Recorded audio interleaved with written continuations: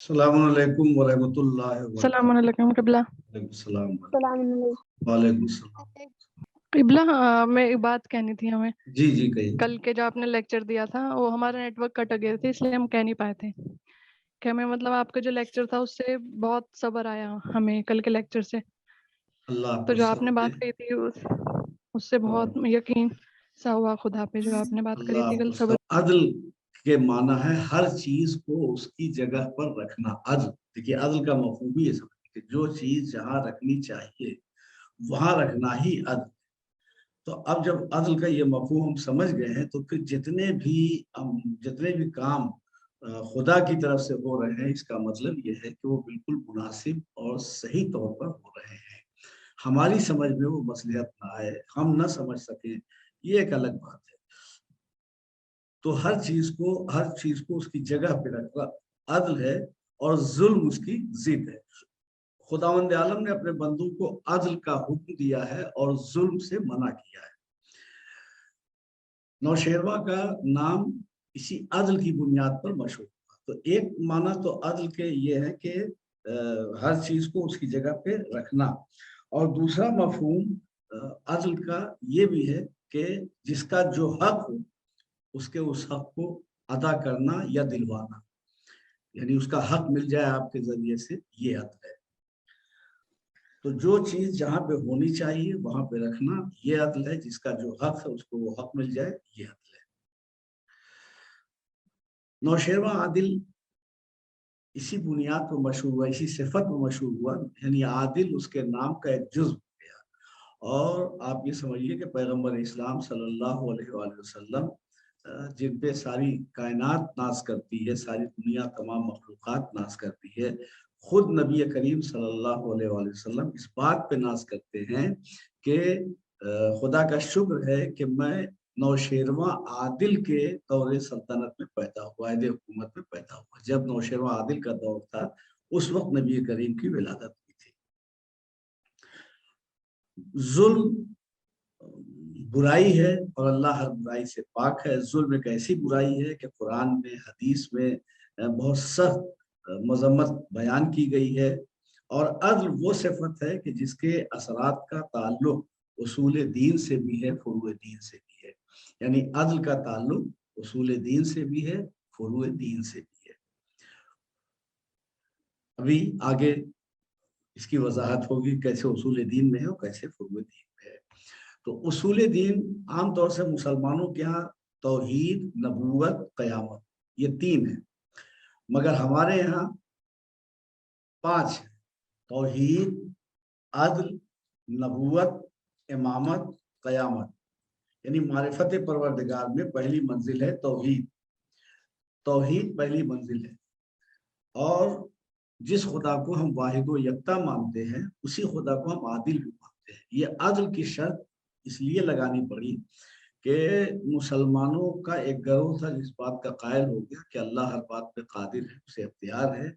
वो चाहे जिसे चाहे जन्नत में भेजे, जिसे चाहे दोज़ख में भेजे। यानी उनके कहने के मुताबिक ये भी हो सकता है कि वो चाहे तो यजीद को जन्नत में भेज दे, और वो चाहे तो किसी मोमिन मुत्तकी परहेजगार को दोज़ख में भेज दे, उसे कोई रोक नहीं सकता। बेशक ये बात सही है कि अल्लाह को इख्तियार है, वही जन्नत का खालिक है, वही दोज़ख का खालिक है। जिसे चाहे भेजे, जिसे चाहे न भेजे। लेकिन ये जुल्म हो जाएगा अगर किसी जालिम को जन्नत में भेज दे और किसी मोमिन और मुत्तकी को दोज़ख में भेज दे। वो भेजने पर कुदरत तो रखता है लेकिन जुल्म हो जाएगा। आप देखिए कि नाली में गंदा पानी बह रहा है, तो नाली में अगर गंदा पानी बह रहा है तो हम कुदरत रखते हैं, इख्तियार रखते हैं कि उससे मुंह धो लें, लेकिन हम मुंह नहीं धोते। गलाजत जमीन पे पड़ी हुई है, इंसान इख्तियार रखता है कि वो चाहे तो उठा के खा ले, मगर नहीं खाता। क्यों? इसलिए कि वो उसकी गंदगी से आगाह है, उसकी गंदगी से वाकिफ है। तो परवरदिगार आलम भी इख्तियार रखता है, कुदरत रखता है हर चीज पर, लेकिन जो चीजें उसकी शान के खिलाफ हैं वो काम नहीं करेगा। परवरदिगार वही काम करेगा जो उसकी शान के मुताबिक है। तो कुदरत एक अलग चीज है और शान के खिलाफ होना ये एक अलग चीज है। तो बहुत सी चीजें जिन पे हम कुदरत रखते हैं, अगर हम चाहें तो किसी को कत्ल कर दें, छुरी उठावें और मार दें, कत्ल कर दें, लेकिन हम कत्ल नहीं करते इसलिए कि मालूम है कि कत्ल करेंगे तो उसके बाद क्या सूरत हाल पेश आएगी। तो قدرت ایک الگ چیز ہے، اختیار ہونا ایک الگ چیز ہے، اور عدل سے کام لینا، اپنی قدرت اور اختیار میں عدل کو قائم رکھنا، یہ ایک الگ چیز ہے۔ تو بہرحال اصول دین 5 ہے، اول توحید، دوسرے عدل، تیسرے نبوت، چوتھے امامت، پانچویں قیامت۔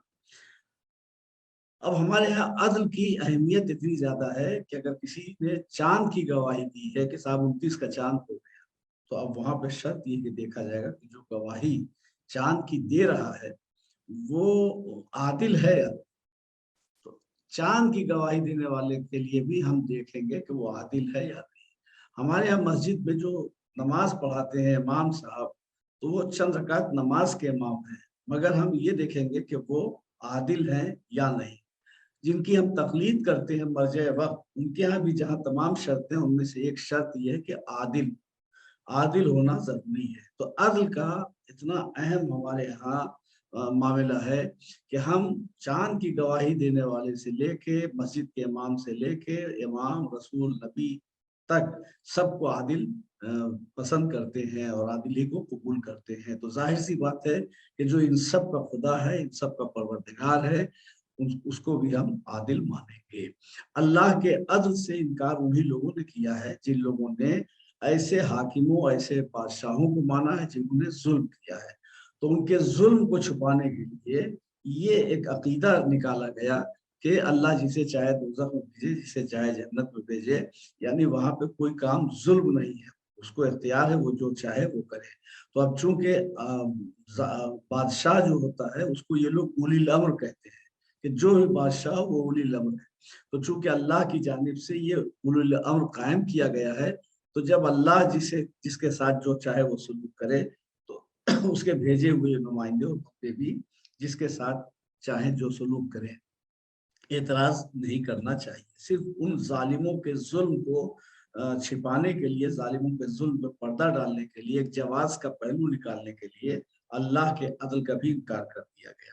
حالانکہ آپ دیکھیے کہ جب جناب ابراہیم کو نبوت کے ساتھ ساتھ امامت کا، یعنی نبی تھے، رسول تھے، خلیل تھے، لیکن جب امامت کا عہدہ ملا اور ارشاد ہوا کہ بسم اللہ الرحمن الرحیم انی جاعلک للناس اماما، اے ابراہیم میں آپ کو لوگوں کا امام بنانے والا ہوں، تو جناب ابراہیم نے بے ساختہ کہا کہ ومن ذریتی، پروردگار کیا میری ذریت میں، میری نسل میں بھی یہ عہدہ منتقل ہوگا؟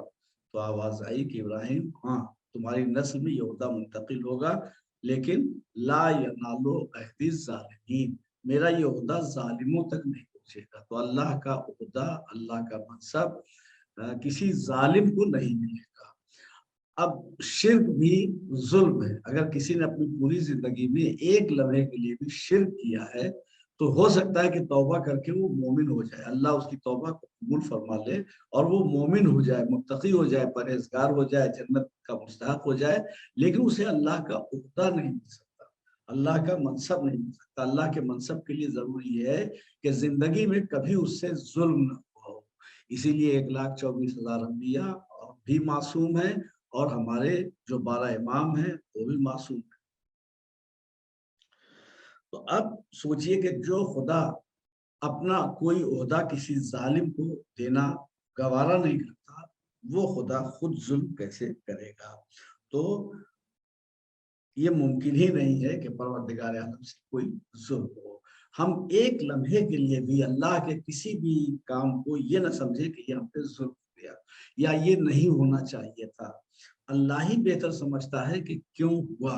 اگر آپ دیکھیں تو سانپ کا وجود، بچھو کا وجود، شیطان کا وجود، یہ سب کسی نہ کسی مصلحت کے تحت ہے۔ تو کہیں امتحان کی منزل ہے، بندوں کا امتحان لینا مقصود ہے۔ آج دیکھیے کہ آج جو صورتحال ہے کہ کتنے مومنین ایسے ہیں جو نمازی ہیں، پرہیزگار ہیں، متقی ہیں، مگر کتنی مصیبتوں بھری زندگی گزار رہے ہیں، کیسی کیسی بیماریاں لگی ہوئی ہیں ان کو۔ ہو سکتا ہے یہ ان کا امتحان ہو سکتا ہے کہ دنیا میں کوئی خطا ہوئی ہو تو اللہ یہ چاہتا ہو کہ اس کی سزا اسی دنیا میں دے دیں تاکہ آخرت کی سزا سے یہ محفوظ رہ جائے۔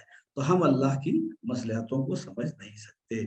تو پروردگار عالم کسی پہ ظلم نہیں کرتا، اور ہمارا عقیدہ، اگر ہم مسلمان ہیں تو ہمارا عقیدہ قرآن مجید پہ ہے، اگر ہم مسلمان ہیں تو ہمارا عقیدہ رسول کے اقوال پہ ہے. اگر ہم مسلمان ہیں تو ہمارا عقیدہ چاردہ معصومین کے اقوال پہ ہے. تو آپ دیکھیے کہ قرآن مجید میں بہت صاف لفظوں میں ہے. سورہ حام میم سجدہ آیت نمبر 46 حام میم سجدہ آیت نمبر 46 بسم اللہ الرحمن الرحیم وما ربک بظلام للعبید. پروردگار عالم بندوں پہ ظلم نہیں کرتا. اب ظاہر سی بات ہے کہ اگر خدا خود ظلم کرے گا تو ظالم کو سزا کیسے دے گا. ایک واقعہ جو تاریخ میں ملتا ہے کہ خلیفہ دوم کے زمانے میں ایک شخص تھا جس نے بدکاری کی تھی، اور بدکاری کی جو سزا ہوتی ہے وہ سزا خلیفہ دوم کی طرف سے نافذ کی گئی. تو جس اعتبار سے جرم تھا اس کا، اسی اعتبار سے حد قائم کرنے کا حکم ہوا کہ اس پہ حد قائم کی جائے. تو اس شخص نے یہ کہا کہ مجھ پہ حد وہ قائم کرے، مجھے سزا وہ دے جس نے یہ جرم نہ کیا ہو. تو جو خود وہ جرم کیے ہوئے ہے اس کو سزا دینے کا اختیار نہیں ہے. تو آپ دیکھیے کہ جب خدا خود ظلم کرے گا تو پھر اگر آخرت میں بندوں کو سزا دے گا اور دوزخ میں بھیجے گا تو بندے فریاد کریں گے کہ پروردگار ظلم تو تو نے بھی کیا ہے، تو تجھے کون سزا دے گا. تو جو خدا ظالموں کو سزا دے گا اسے سزا دینے کا حق نہیں رہے گا اگر وہ خدا خود ظلم کرے گا. تو اللہ کے عدل میں فضل تو شامل ہو سکتا ہے، اللہ کے عدل میں اس کا کرم تو شامل ہو سکتا ہے، لیکن اللہ کے عدل میں کوئی ظلم نہیں شامل ہو سکتا. ہو سکتا ہے کہ ہم یہ سمجھیں کہ یہ عدل کے خلاف ہے، لیکن اس میں جو مصلحت اللہ کی وہاں بھی اس کا لطف، اس کا کرم شامل ہے. امام ابو حنیفہ اپنے شاگردوں سے کہہ رہے تھے کہ امام جعفر صادق علیہ السلام کی 3 باتیں ہماری سمجھ میں نہیں آتی، جن میں سے ایک بات یہی تھی کہ بندہ جو کرتا ہے وہ اللہ کرتا ہے، اللہ کے حکم سے کرتا ہے، بندوں کو کوئی اختیار نہیں ہے. تو جب جو بندے گناہ کر رہے ہیں وہ اللہ کرتا ہے تو پھر اللہ سزا کیوں دے گا. یہ سزا دینا اس بات کی علامت ہے کہ اللہ بندوں کے عمل میں شریک نہیں بلکہ بندوں کو صاحب اختیار بنایا ہے پروردگار عالم نے. ورنہ اگر بندوں کی خطا میں اللہ بھی شریک ہے تو یا تو خدا کو سزا دی جانی چاہیے اگر تنہا وہ ذمہ دار ہے، اور یا اگر بندے اور خدا دونوں شامل ہیں تو سزا میں دونوں کو شامل رکھنا چاہیے. لیکن تنہا بندوں کو سزا ملنا اس بات کی دلیل ہے کہ بندوں کو اللہ نے اچھے اور برے راستے کو دکھا کر کے اختیار دے دیا تھا کہ تم اپنے اختیار سے اپنی جنت حاصل کرو یا اپنی وجہ سے اور اپنی کوتاہیوں اور غفلتوں کی وجہ سے دوزخ کا عذاب حاصل کرو.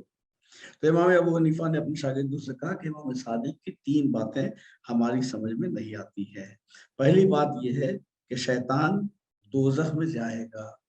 شیطان بھی آگ سے بنا ہے، دوزخ میں بھی آگ ہوگی. تو شیطان اگر دوزخ میں جائے گا تو شیطان آگ سے بنا ہے اور دوزخ میں بھی آگ ہوگی. تو آگ کو کیسے جلا سکتی ہے. تو ایک سوال یہ تھا کہ شیطان دوزخ میں جائے گا تو دوزخ میں بھی آگ ہے اور شیطان بھی آگ سے بنا ہے، تو آگ کو جلا نہیں سکتی، تو شیطان کیسے جلے گا. دوسرا یہ ہے کہ وہ کہتے ہیں کہ خدا کو کوئی دیکھ نہیں سکتا. تو امام ابو حنیفہ نے کہا کہ امام جعفر صادق یہ کہتے ہیں کہ خدا کو کوئی دیکھ نہیں سکتا، نہ یہاں اور نہ وہاں، نہ دنیا میں نہ آخرت میں. یہ کیسے ہو سکتا ہے کہ کوئی چیز ہو اور دکھائی نہ دے. تو اگر اللہ ہے تو کبھی نہ کبھی تو دکھائی دینا چاہیے. تیسری چیز یہ کہ جو کرتا ہے خدا کرتا ہے، بندوں کو کوئی اختیار نہیں. یہ امام ابو حنیفہ کہہ رہے ہیں، جبکہ وہ کہتے ہیں کہ امام جعفر صادق کہتے ہیں کہ بندوں کو اللہ نے صاحب اختیار بنایا ہے. لیکن اپنا عقیدہ امام ابو حنیفہ بیان کر رہے ہیں کہ جو کرتا ہے وہ خدا کرتا ہے، بندوں کو کوئی اختیار نہیں. بس بہلول گزر رہے تھے، امام ابو حنیفہ کی یہ باتیں سنی، انہوں نے مٹی کا ایک ڈھیلا اٹھایا اور امام ابو حنیفہ کے سر پر نشانہ لے کر کے پوری طاقت سے مارا اور وہیں تڑپنے لگے امام ابو حنیفہ زمین پہ گر کر. شاگردوں نے اب بہلول دانا کو پکڑا اور پھر اس کے بعد قاضی کے دربار میں لے کر کے آئے. امام ابو حنیفہ بھی ساتھ میں لائے گئے اور مقدمہ قاضی کی عدالت میں پیش ہوا. بہلول سامنے لائے گئے تو بہلول سے قاضی نے پوچھا کہ تم نے انہیں پتھر کیوں، مٹی کا ڈھیلا کیوں مارا. کہا کہ حاکم صاحب یا قاضی صاحب یہ کہتے ہیں کہ شیطان دوزخ میں جائے گا، دوزخ میں بھی آگ ہے، شیطان بھی آگ سے بنا ہے، آگ کو کیسے جلا سکتی ہے؟ یہ مٹی سے بنے ہیں اور میں نے جو ڈھیلا مارا ہے وہ مٹی کا ہے، تو مٹی سے مٹی کو چوٹ کیسے لگ سکتی ہے؟ تو اگر مٹی سے مٹی کو چوٹ پہنچ سکتی ہے تو آگ کو جلا بھی سکتی ہے۔ دوسری بات جو یہ کہتے ہیں کہ ان کو چوٹ لگی ہے، خدا ہے تو دکھائی کیوں نہیں دیتا؟ یہ کہہ رہے ہیں کہ چوٹ لگی، درد ہو رہا ہے، تو یہ اپنا درد دکھائیں کہ درد ہے کہاں پہ۔ یہ اپنا درد نہیں دکھا سکتے، میں اپنا خدا انہیں کیسے دکھا سکتا ہوں؟ تیسری بات یہ ہے کہ ان کا کہنا ہے کہ جو کرتا ہے وہ خدا کرتا ہے، تو مجھے خواہ آپ لوگ پکڑ کے لائیں، جو سزا آپ کو دینی ہو پروردگار عالم کو سزا دیجئے، چاہے پھانسی دینا ہو، چاہے سولی پہ چڑھانا ہو، چاہے جو کرنا ہو، سزا آپ پروردگار عالم کو دیجئے۔ نتیجہ یہ ہوا کہ امام ابو حنیفہ کی سمجھ میں مٹی کے ایک ڈھیلے سے امام جعفر صادق علیہ السلام کی تینوں باتیں سمجھ میں آ گئی۔ مسئلہ یہ ہے صرف کہ دیکھیے، ہم اسی لیے عقائد کو عقل سے سمجھنا چاہیے۔ جب عقلی دلیلوں سے ہم نے سمجھ لیا تو ایمان کہتے ہی ہے ایسی چیزوں کے تصدیق کو، ایسی چیزوں کی تصدیق کو کہ جس میں کبھی کوئی شک نہ ہو۔ تو جب ہم نے عقل کے ذریعے سے، نبی کے ذریعے، رسول کے ذریعے، امام کے ذریعے، آسمانی کتابوں کے ذریعے سب ہر طرف سے دیکھ لیا اور بالکل مطابق عقل یہ بات پائی کہ اللہ ہے اور اللہ قادر ہے اور اللہ عادل ہے اور اللہ یکتا ہے، تو جب تمام صفات کو مان لیا تو اب ہمیں کسی بھی منزل پر زندگی کے بے پناہ مصیبتوں میں گھر کر کے بھی کبھی اللہ کے عدل پہ، اللہ کے کرم پہ نہ شبہ کرنا چاہیے اور نہ کبھی کوئی ایسا جملہ اپنی زبان سے ادا کرنا چاہیے جو اللہ کی شان کے خلاف ہو۔ دیکھیے، رونا خلاف سبب نہیں ہے۔ اگر بچہ کسی کا مر گیا، اولاد کسی کی مر گئی، بھائی عزیز رشتے دار مر گیا، تو رونا خلاف سبب نہیں ہے۔ پیغمبر اسلام صلی اللہ علیہ وآلہ وسلم کے کمسن بچے جن کا نام ابراہیم تھا، یہ ماریہ قبطیہ کے بطن سے پیدا ہوئے تھے۔ سن 8 ہجری میں پیدا ہوئے ہیں اور 10 ہجری میں انتقال ہوا ان کا، یعنی تقریباً 2-2.5 سال کا سن ان کا تمام رہا ہے۔ ہوا کیا کہ ایک روز رسول خدا صلی اللہ علیہ وسلم اپنی ایک زانو پہ امام حسین کو بٹھائے تھے اور ایک زانو پہ اپنے بیٹے جناب ابراہیم کو بٹھائے تھے۔ تو جناب جبریل نازل ہوئے اور کہا، اللہ کے نبی، خدا یہ کہہ رہا کہ ان دونوں میں سے ایک کی قربانی آپ قبول کر لیجئے، ایک کو اپنے پاس رکھ لیجئے۔ تو امام حسین علیہ السلام پر اپنے صلبی بیٹے جناب ابراہیم کو قربان کر دیا اور بیمار ہوئے۔ جناب ابراہیم جو رسول کے چھوٹے فرزند تھے، کمسن فرزند تھے، بیمار ہوئے، انتقال ہو گئے۔ تو رسول روئے، بہت روئے۔ اصحاب رسول نے کہا کہ اللہ کے رسول صبر کیجیے، آپ رو رہے ہیں؟ تو آپ نے فرمایا کہ رونا خلاف صبر نہیں ہے، دل کو چوٹ لگے گی تو آنکھ سے آنسو نکلیں گے، رونا خلاف صبر نہیں ہے۔ خلاف صبر یہ ہے کہ اللہ کی شان کے خلاف کوئی جملہ زبان سے ادا کیا جائے، یہ ہے خلاف صبر۔ صبر کا مطلب ہے کہ کسی بھی مرحلے پر اپنی زبان پہ کوئی ایسا حرف شکایت نہ لائیں کہ جس سے خدا کی شان مجبور ہوتی ہو، بلکہ اللہ کو عادل سمجھنا چاہیے، کریم سمجھنا چاہیے، بندوں وہ ماں کی شفقتوں سے زیادہ مہربان ہے۔ تو اگر عدل پہ ہمارا عقیدہ ہو جائے تو بڑے بڑے مصائب و آلام میں بھی ہم صبر حاصل کرنے میں کامیاب ہو سکتے ہیں۔ جس طریقے سے توحید کا عقیدہ ہماری اجتماعی زندگی کے لیے ہمارے ہی حق میں مفید ہے، اسی طریقے سے عدل کا عقیدہ بھی خود ہماری زندگی، ہمارے سماج، ہمارے معاشرے کے لیے بہت ہی اہم اور ہماری زندگی کامیابی کا ذریعہ ہے۔ چلیے، خدا حافظ۔ آج کا سبق تمام ہوا۔ کوئی بات سمجھ میں نہ آئی ہو تو سوال کر سکتی ہیں آپ۔ نہیں آگا، اچھے سے سمجھ میں آیا۔ نہیں سمجھ آ گئی۔ محمد اللہم صلی علی محمد و آل محمد اللہم